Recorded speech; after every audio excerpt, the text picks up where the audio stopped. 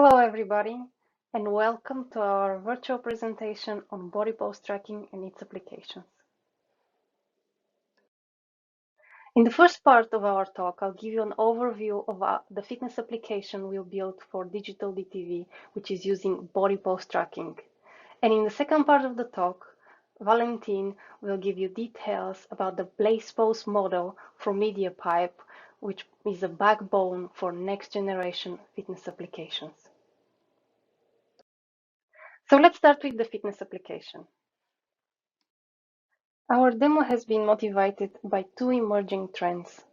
The first one being home fitness. This has been particularly accelerated by the current pandemic. And as you can see from the headlines on the left, there is an increased demand for people working out anywhere and anytime. There is an increased demand for plans and programs, smarter virtual classes, and flexible fitness. And in addition to that, you can also see on the right that there is an increase in sales of home gym equipment.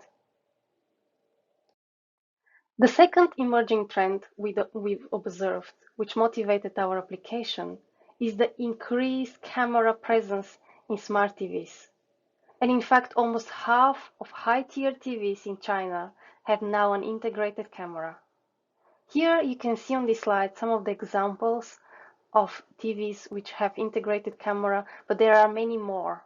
These TVs usually come with high resolution and large screen size and also a high spec camera, which is ideal for fitness applications. Now that we've looked at the trends and we have our motivation for a fitness application, let's take a look at its overview. We want to estimate and continuously track the body position of the user, and then compare it against the reference body position of a fitness instructor. As you can see on the bottom left, you have a number of exercises to choose from. And once you select your exercise, you get a comparison between your pose and the reference pose of an instructor. Now, we want to implement this application for smart TVs because we see a lot of potential there. But we developed an Android application which can really run on any ARM platforms. Now, let's take a look at the pipeline overview of our application. We're starting with the camera stream. The image from the camera is then resized and normalized and prepared to be fed into the BlazePose detection model. This is a neural network provided by Google MediaPipe, for which you'll hear more about in the second part of the talk. This model will output bounding boxes, detections of the people in the image. These detections have to be converted to coordinates, and we have a few extra operations to follow, such as crop, pad, rotate, and resize. Once we know the exact location of the person, then we feed this image into a second model called BlazePose landmark model. Now, the BlazePose landmark model will output for us 33 landmarks, which are the joints on the body. And for each landmark, we will get X, Y, Z position, as well as visibility and presence. Once we have the landmarks, we want to project them back on the original image. At the end of this operation, we have the full skeleton drawn on top of the camera feed. Now, the next step is to compare our pose or the user's pose against the reference or the instructor pose. Since the video from the instructor is pre-recorded, we can process this data ahead of time. We don't have to process the instructor's video in real time. We pre-process this data, again using the BlazePose detection and landmark model, and we store the landmarks into a file, so that in real time we compare the user's pose against the instructor pose, which we load from a file.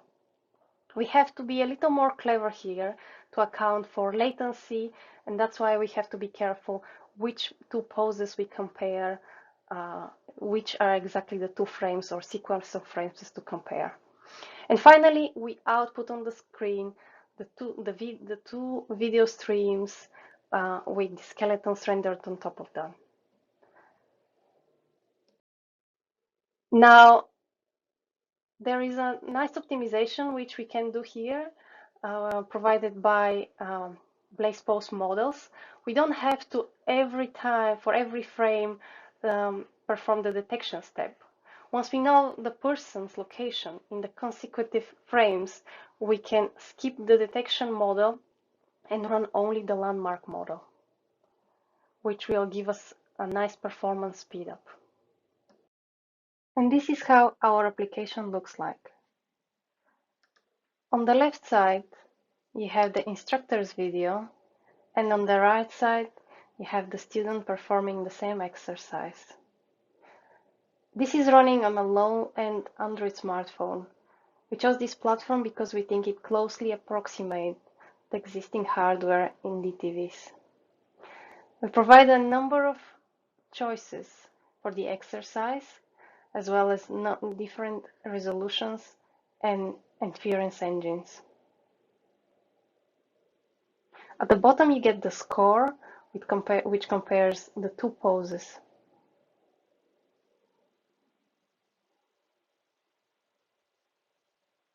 There is an option of inference with TF-Lite GPU delegate as well as XNN pack. In this case, the TF-Lite GPU delegate is running with OpenCL backend.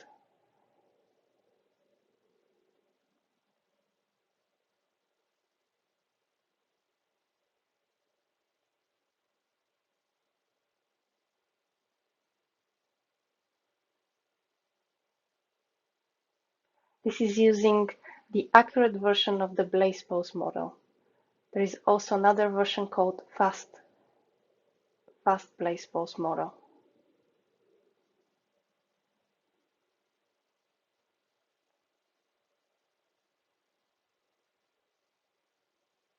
And finally, the tree pose.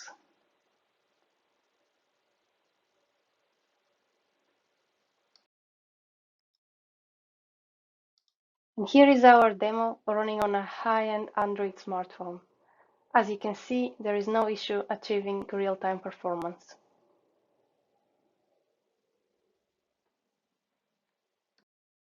Now, let's take a closer look at the results we've got with BlazePose. The red square denotes the output from the detection network, which is then fed into the second landmark network. And in green, you can see the 33 landmarks outputted from the landmark model. As you can see, it's doing an excellent job even with this very challenging pose. And here you can see a few other results with squats and also tree pose, and very good results in challenging poses. Here you can see some of the tools and libraries provided by ARM to help you develop your machine learning application. On the left side, you can see ARM Mobile Studio, which can help you profile your application and find the bottlenecks and areas for optimization. And on the right-hand side, you can see ARM and an ARM Compute Library, which can help you run your inference on ARM platforms. And finally, let's take a look at some performance results. The first ones are running the BlazePose detection network using the TF-Lite benchmarking tool. As you can see, we are achieving the best performance using the GPU TF-Lite delegate with OpenCL backend.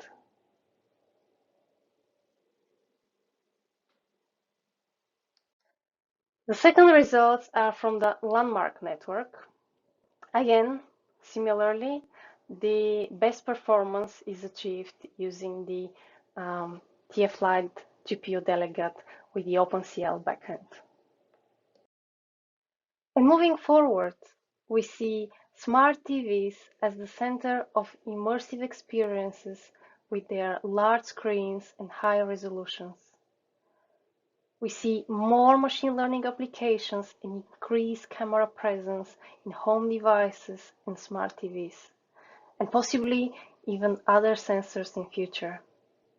Existing body estimation convolutional neural networks show excellent results and provide opportunity for fitness applications and interactive gaming. And finally, check ARM community, where you can find blogs on ARM technology and applications, as well as one on the topics we've just covered. That was all from me. And now, Valentin from Google will present MediaPipe BlazePose as a backbone for next-generation fitness applications. Thank you. Thank you, Mina. My name is Valentin. I work for Google, where I develop ML solutions for live perception. Lots of this work is available as part of MediaPipe, an open source framework developed specifically for live machine learning, which offers face and hand tracking, foreground-background segmentation, and many other solutions. Today, I would like to make a deep dive into one of these solutions called BlazePose. Actually, in MediaPipe, we developed two solutions for human pose tracking: BlazePose with 33 key points and Holistic, which provides 540 key points, which uses BlazePose as a backbone and first step, and also utilizes other MediaPipe solutions like hand and face tracking. When we started BlazePose, our goal was to build a pose tracking pipeline that would be beyond state-of-the-art solutions and would work in real time on the edge. And today we have such solution. Apart from accurate 2D coordinates, BlazePose predicts real-world 3D key points in a metric scale. We extended de facto standard 17 key point topology with like hand and feet key points. So now developers are able to estimate hand and feet scale and rotation. It brings parity with Apple, so Android developers now also able to define and train custom pose classification. And even more, it provides segmentation mask with no additional resource overhead, so developers can use it for effects and make their applications more engaging. Today, BlazePose is the most used MediaPipe GS solution and Android's default pose solution, which is available via MLKit. We trained BlazePose specifically for complex but really demanded use cases like fitness, yoga, and dance, and gesture control, which also can be very useful for home fitness setup. For instance, when a person is doing exercises so located far from device and use of keyboard, mouse, touchscreen, or voice control is not convenient. Our aim was to develop a solution which would be real-time and truly cross-platform. And now BlazePose is already available via Android, iOS, JavaScript, and Python APIs, so developers don't have to worry about supporting multiple different solutions with different topology, quality, and functionality. We deliver BlazePose in 3 versions: light, full, and heavy, so every device and use case are covered. We see a lot of tutorials on YouTube, repositories in GitHub, and really impressive demos on Twitter made by our developer community. And you can also try BlazePose demo on the MediaPipe website. As I mentioned, the existing de facto standard in human pose estimation has only 17 key points, lacking crucial information about hand or feet scale and rotation. So for BlazePose, we extended this 17 key point topology marked with green lines on the picture, with lacking key points, which are marked with blue color. So result, 33 key point topology is sufficient to be used as a first alignment step for subsequent hand or face tracking models, which unlocks our 540 key point solution called Holistic. Couple of words how it works in inference time. The solution consists of 2 steps: detector and then tracker. We did that to minimize the number of required computational resources while being able to provide a very high quality of key point estimation. First stage, the detector, runs on a whole frame, allowing us to find the region of interest which is in our case a person. Additionally, it estimates rough rotation of the person and size of the crop. The quality of such rotation and scale prediction usually is not very high, but enough to locate region of interest for a subsequent tracker model, which operates only on image crop and provides high-quality predictions. For the second and following frames, we rely on temporal consistency between frames and assume persons do not move that much between them. And we can estimate region of interest on the basis of prediction from the previous frame and do not need to run detector model for every frame. So we also save a bit of computational resources, users' battery, and processing time. For the cases when a person goes out of the frame, the tracker model additionally predicts the presence flag, indicating if person still remains on the region of interest. If not, we simply run the detector model on a full frame. So both the detector and tracker models predict scale and rotation information about the person. To do this, they predict two virtual alignment keypoints. First, defining the center of the region of interest, while the second keypoint should form a vector with the first keypoint, which encodes rotation and scale. We calculate the center keypoint as a middle between the person's hips. The rotation vector is a bit more complex. We estimate rotation as an angle between two person keypoints, mid-hip keypoint and mid-shoulder keypoint, while vector size equals the maximal distance to further annotated keypoint from the person's center. From a neural network architecture point of view, we build the tracker to be a multi-objective network, so it predicts 33 keypoint locations as a regression output, which is x and y values per each keypoint in Cartesian 2D space. Per keypoint visibility plus person presence flag as classification outputs. Also, we notice that if we ask the network to predict keypoint heat maps in addition to keypoint regression head, it significantly boosts the quality of keypoint prediction, so we predict them as well. So before, we spoke only about 2D pose estimation. Recently, we updated BlazePose models with 3D, and it is a game-changing functionality, as now you're able to extract pose semantics from 3D angles, because pose prediction in 3D is viewpoint invariant. We added 3D on top of the existing 2D network, so all the tracking logic I described above remains the same. The key challenge to build the 3D part of our pose model was obtaining realistic in the wild 3D data. In contrast to 2D, which can be obtained via human annotation, accurate manual 3D annotation becomes a uniquely challenging task. It requires either a lab setup or specialized hardware with depth sensors for 3D scans, which introduce additional challenges to preserve a good level of human and environmental diversity in the dataset. Another alternative, which many researchers choose, to build a completely synthetic dataset.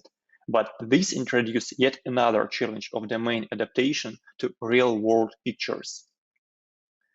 Our approach is based on the statistical 3D human body model called GHUM, which is built using a large corpus of human shapes and motions. To obtain 3D human body pose ground truth, we fitted the GHUM model to our existing 2D dataset and extended it with real-world 3D key point coordinates in metric space. During the fitting process, the shape and the pose variables of GHUM were optimized such that the reconstructed model aligns with the image evidence. This includes 2D key point and silhouette semantic segmentation alignment, as well as shape and pose regularization terms. One of the major problems for such fitting is that multiple poses in 3D can result in the same projection on a 2D plane. Let's consider a simple example, as shown on the figure. We have two different vectors in a 3D space of the same size, v1 and v2, and as you can see, they both project into the same vector on the projection 2D plane. And the same can happen to any of the edges of the fitted pose skeleton. To minimize this ambiguity, in addition to 2D body pose, we asked annotators to provide depth order between pose skeleton edges where they are certain. In the figure, you can see a couple of examples. The wider edge corner denotes the corner closer to the camera.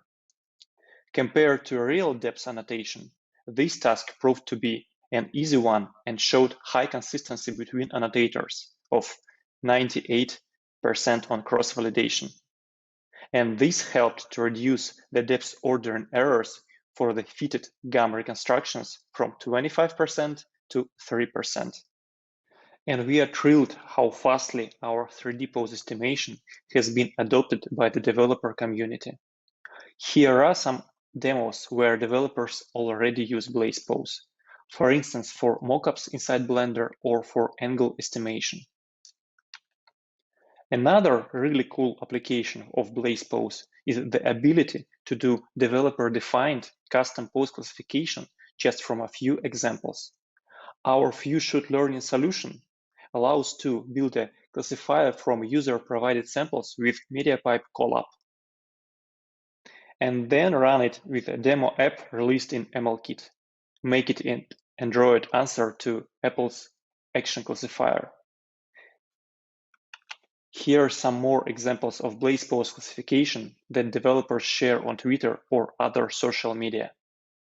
Analyzing player performance in sports like volleyball, or using 3D to calculate angular kinematics and count repetitions. 33 key points by BlazePose are perfect for high-level pose understanding. But there are many tasks that require more detailed body representation. Such applications like sign language, remote control, or 3D avatars, in addition to high-level body information, need more accurate face and hands key points. MediaPipe Holistic serves these needs by providing simultaneous prediction for face, hands, and pose with over 540 key points in total. Let's have a more detailed look at how it works. Prediction of these body parts is organized in a multi-stage yet very efficient pipeline that achieves real-time performance and semantic consistency between all the parts. At the core, there is BlazePose that provides main body points and approximate locations for face and hands, which are then predicted by dedicated models on a higher resolution and with higher accuracy. Due to the multi-stage nature of the pipeline, developers are free to plug in only those components of Holistic that are required for their task, which makes Holistic a comprehensive, configurable solution for human body perception. Yet Holistic unlocks various applications. My favorite is the remote control. Imagine the situation where you develop an AI-aided yoga or dance learning application. So you ask your users to be fully visible by the camera, which means she or he is located at least 2 to 3 meters away from the camera. And then your user wants to change something in the application. How to do so? Using a keyboard, mouse, or touchscreen is not an option, as it will require the user to go closer to the device, and this is disturbing. Voice control for certain cases wouldn't be convenient as well. Probably the user wants to be in a silence if this is yoga application, or opposite. Music is very loud if this is a dance application. Remote control powered by Holistic, in contrast, would be perfect for such use cases. As of today, it supports remote keyboard interface, various hand gestures, and face anchors. It works up to 4 meters and even more for higher resolution cameras. And it is also available as a demo on a MediaPipe website. The fastest and easiest way to try BlazePose and Holistic is to use Python or JavaScript APIs in MediaPipe. Both are heavily utilized by developers, as it requires only a few lines of code to get it running on video or camera stream. For more details on presented pose tracking solutions, please take a look at our Google AI blogs. Thank you.